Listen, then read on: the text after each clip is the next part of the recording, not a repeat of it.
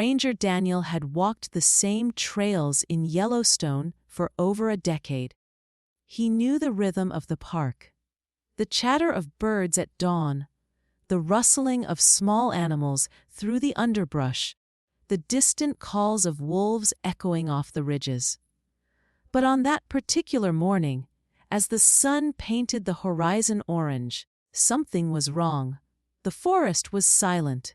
Not the peaceful kind of quiet, but a hollow, unnatural absence, as though the entire landscape was holding its breath. At first, he thought it might just be the weather. Sometimes storms could hush the woods before they rolled in. But the sky above was clear, and the air was crisp. He paused near a cluster of pines, straining to hear anything. A crow, a squirrel, even the whisper of wind through the branches. Nothing came. The silence pressed against his ears, thick and suffocating, until he found himself whispering out loud just to break it. Tourists hadn't noticed it right away. Families wandered the trails, snapping photos and laughing, their voices cutting sharply through the stillness. But Daniel watched the animals, or rather, the absence of them. The usual bison grazing near the meadow were gone. The elk herd that typically lingered by the riverbank had vanished. Even the insects seemed to have retreated, leaving behind an eerie stillness that made the park feel less alive, more like a painting frozen in time. Later that day, as the sun dipped lower, a pair of hikers approached Daniel at the ranger station. They mentioned feeling uneasy, though they couldn't explain why. One of them said, "It's like the forest is watching us." The comment sent a chill down Daniel's spine, because he had thought the same thing earlier, while patrolling the southern trails. Something about the silence felt intentional, as if the land itself had decided to mute its voice. That night, lying in his cabin, Daniel couldn't sleep. He replayed the day in his mind, remembering how the silence had stretched over the park like a heavy shroud. Yellowstone was alive, always breathing, always shifting, but now it felt dormant, waiting. And in that waiting, Daniel sensed something lurking just beyond comprehension. Something that made the hairs on the back of his neck rise whenever he closed his eyes. The first tremor came so softly that most visitors mistook it for their imagination. A gentle ripple rolled through the soil, making coffee cups quiver on picnic tables and pebbles skitter across the trails. Ranger Daniel, however, felt it deep in his bones. He had grown accustomed to minor seismic activity in Yellowstone. It was, after all, one of the most geologically active places on Earth. But this didn't feel like the usual subterranean rattle. It was too shallow, too sharp, as if something enormous had shifted just below the thin crust of earth beneath their feet. Later that week, a group of hikers reported the ground moving under them while crossing a ridge near Norris Basin. One woman swore the earth rose slightly, like the surface of a giant creature taking a breath, before settling again. Her friends laughed nervously, but she couldn't shake the image. When Daniel went to investigate, he found disturbed soil patterns across the ridge, curving in shapes that didn't match the usual cracks caused by earthquakes. It looked almost deliberate, as though something was pushing upward from below. Tourists began whispering about it. Some complained of sudden dizziness, as though the ground itself pulsed beneath them. Children cried out, saying the earth wiggled when they ran across the open fields. Daniel tried to reassure visitors that the tremors were harmless, but deep down, he knew something was off. Unlike traditional quakes that rattled windows and sent loose rocks tumbling, These jolts came with no warning and vanished as quickly as they arrived, leaving behind only unsettled nerves. What unsettled him most was the frequency. By the third week, the tremors weren't rare occurrences, but daily phenomena. Sometimes they were strong enough to make trees creak in protest, their roots straining against the shifting soil. Daniel once placed his hand against the ground during a tremor and felt a vibration that wasn't chaotic like normal seismic waves. It was rhythmic, almost like a slow, deliberate heartbeat. He quickly withdrew his hand, unsettled by the thought. By evening, his logbook was filled with hastily scribbled notes. Shallow quake near Geyser Hill. Lasted 3 seconds. Vibrations felt uneven, localized. But the detail that haunted him most was one entry he wrote without even realizing it. It's moving closer. The first discovery was a lone elk, lying motionless beside a steaming hot spring. At first glance, visitors assumed it had drowned, but the body was untouched, no burns, no external wounds, no signs of a struggle. Ranger Daniel examined it closely and noticed the animal's eyes were wide open, frozen in a glassy stare of terror. A faint sulfuric odor clung to its fur, so strong that Daniel covered his mouth and nose with a handkerchief as he wrote his report. Within days, more carcasses appeared. A bison collapsed near Mud Volcano. Its massive body sprawled across the earth as though it had simply dropped mid-step. Then came a series of smaller animals, rabbits, foxes, even birds, that seemed to fall where they stood. None showed injuries. No blood, no predator marks. The eerie uniformity unsettled Daniel. It wasn't nature's cycle of death. It was something else, something invisible. Tourists grew uneasy as rumors spread. Some claimed the hot springs themselves were releasing toxic gas. Others whispered that the animals had sensed something humans couldn't. A child pointed at a lifeless deer near a geyser and asked her father, "Why did it look scared before it died?" The man had no answer, and neither did Daniel. But the question lingered in his mind all night. What disturbed him most was the pattern. The bodies weren't scattered randomly. They were appearing closer and closer to Yellowstone's geothermal hotspots, as if the springs and geysers were drawing them in. Rangers tested the water and soil, but results came back inconclusive. No abnormal levels of toxins, no new pathogens. Yet Daniel noticed how even the surviving animals avoided the areas, circling wide arcs around the steaming vents, refusing to drink from pools they once relied upon. By the end of the week, Daniel logged over a dozen unexplained deaths. Each entry in his notebook grew darker, more frantic. One line stood out in the dim light of his cabin that night. "The ground is claiming them before it claims us." Old Faithful had always been the park's heartbeat.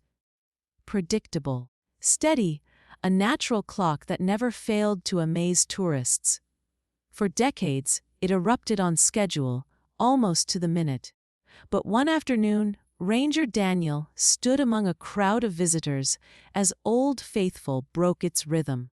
It erupted 40 minutes earlier than expected, shooting a column of boiling water into the sky. Cheers erupted from the crowd. But Daniel didn't cheer. He frowned, checking his watch, writing down the time. Something was wrong. Hours later, the geyser erupted again, this time with barely any warning. Water blasted upward with such force that several tourists stumbled backward in shock. The eruption was louder than usual, deeper somehow, and when it ended, steam lingered in the air far longer than normal, hanging like a ghostly veil over the basin. Daniel stared at the cloud as it twisted unnaturally, curling into strange shapes before dispersing. He couldn't shake the sense that the geyser wasn't just releasing pressure. It was signaling something. Soon, reports came in from other rangers. Steamboat Geyser, which sometimes went years without activity, suddenly roared to life 3 times in a single week. Smaller, unnamed geysers began bubbling and spitting violently, sending sulfur, smelling mist across the trails.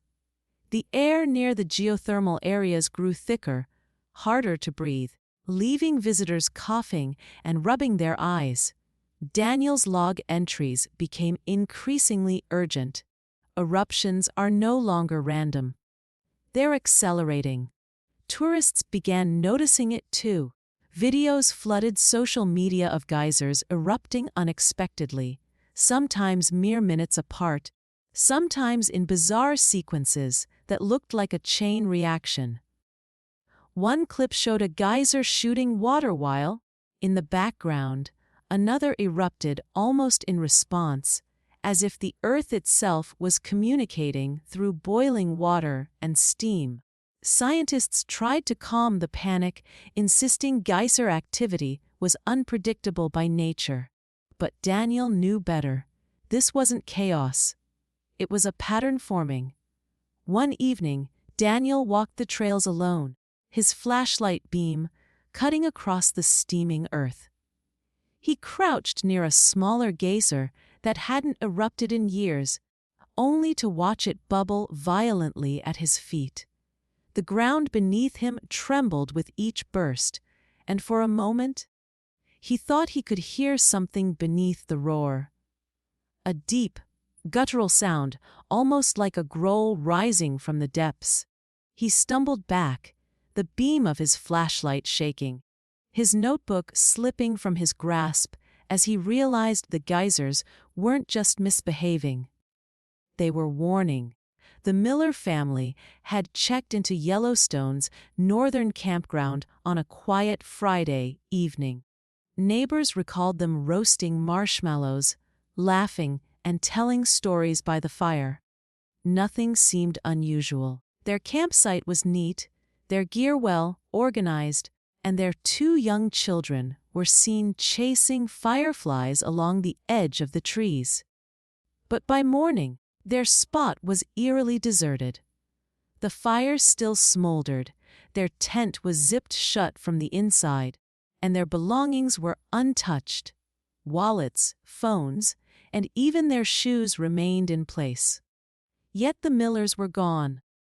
When rangers investigated, they expected to find tracks leading away from the site. But the ground told a different story. There were no footprints, no drag marks, nothing to suggest anyone had walked into the woods or toward the road. Instead, Daniel noticed something deeply unsettling. The soil near the tent bore circular impressions, faint but distinct, as though the earth itself had pulsed upward in perfect rings. They didn't match any animal tracks. They didn't match anything at all. Search teams spread out across the forest, combing miles of terrain with dogs and drones. The animals, however, refused to cooperate. Search dogs whimpered and pulled away from the hot spring basins, their hackles raised, as if terrified to get closer. The drones captured only hazy footage, streams of steam rising in thick waves that distorted the landscape, like the air itself was trying to hide something. The Millers' trail, if it existed at all, had been swallowed by the land. Word spread quickly among tourists, and soon rumors spiraled out of control. Some whispered that the Millers had stumbled into a hidden fissure that swallowed them whole. Others claimed they were taken by something beneath Yellowstone, the same force that had silenced the animals and stirred the geysers. Parents clutched their children closer, while visitors left the park in the middle of the night, unwilling to risk another vanishing. For the first time in years, The campground grew half empty. Daniel couldn't let go of one detail. The children's toys were found neatly placed inside the tent, as though someone, or something, had returned them there after the family was gone. He wrote in his logbook with trembling hands, no sign of struggle, no exit path. It's as if the earth itself opened and claimed them. By the time the Miller family's disappearance reached the national news, Yellowstone was already on edge. Tourists whispered about the dead animals, the trembling ground, and the unpredictable geysers. The Park Service tried to maintain order, releasing carefully worded statements about natural fluctuations. But Ranger Daniel knew those words were hollow. Every note in his logbook, every uneasy silence in the forest, every unexplained tremor painted a picture he could no longer ignore. Against his better judgment, he decided to break protocol. At the visitor center one evening, Daniel gathered a small crowd of hikers and campers who had come seeking answers. His voice, usually steady, carried a quiver of fear as he spoke. "Something is happening beneath Yellowstone," he began. "These aren't just random events. The park is changing, and it's not in ways we understand." Murmurs rippled through the room, but no one left. Everyone leaned in closer, drawn to the urgency in his tone. He recounted the silence that blanketed the forest, the animals that died without cause, the ground that pulsed beneath his boots. He spoke of geysers erupting like they were following some hidden rhythm, and the family that vanished without leaving a single footprint. "It's not just seismic activity," Daniel said, lowering his voice until it was barely above a whisper.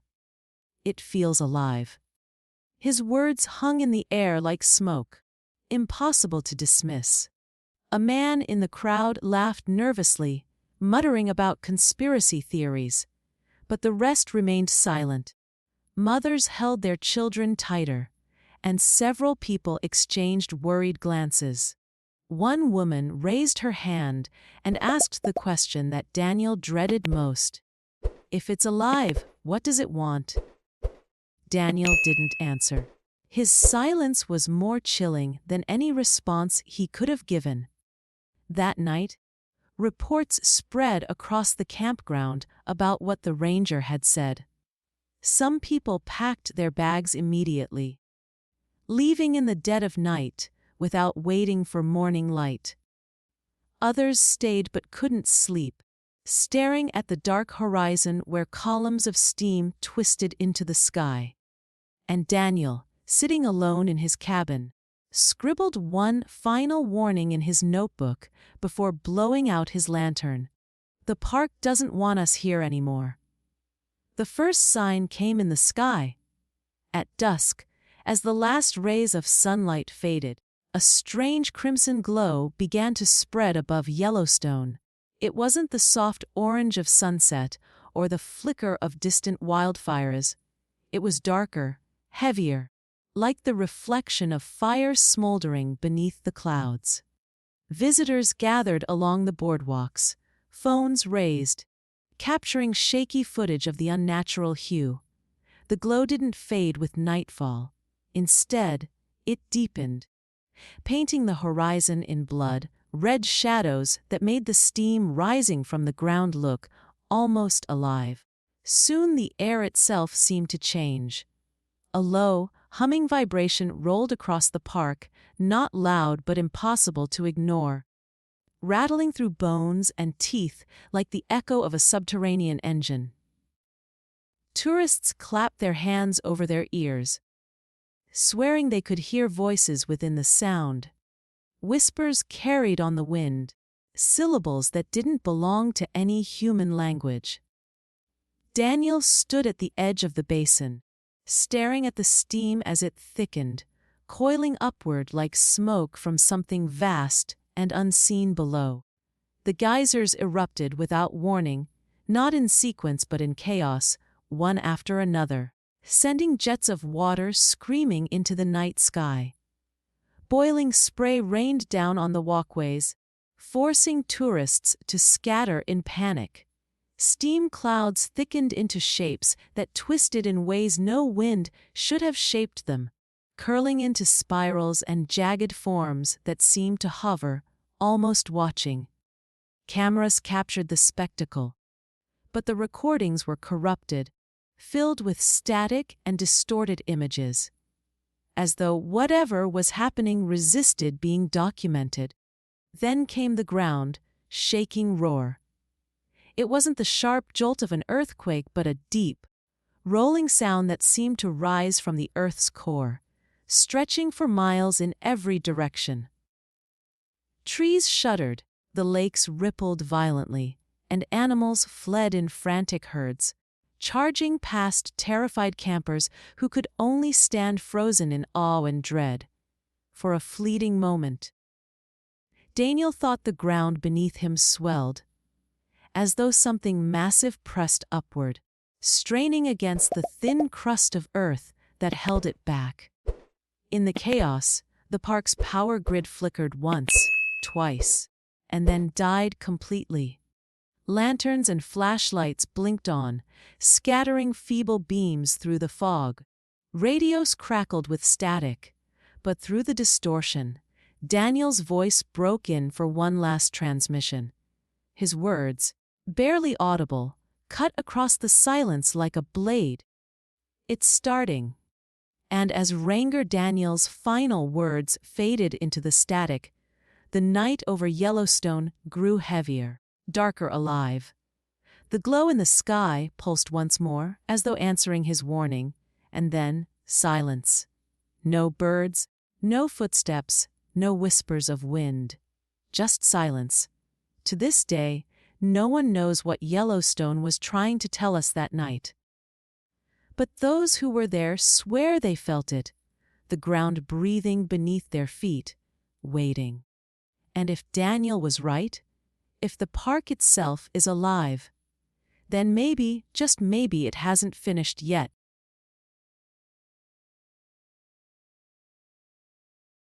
If you liked this video, don't forget to hit that like button, share it with your friends, and drop your thoughts in the comments below. Most importantly, subscribe and hit the bell icon so the next secret finds you first.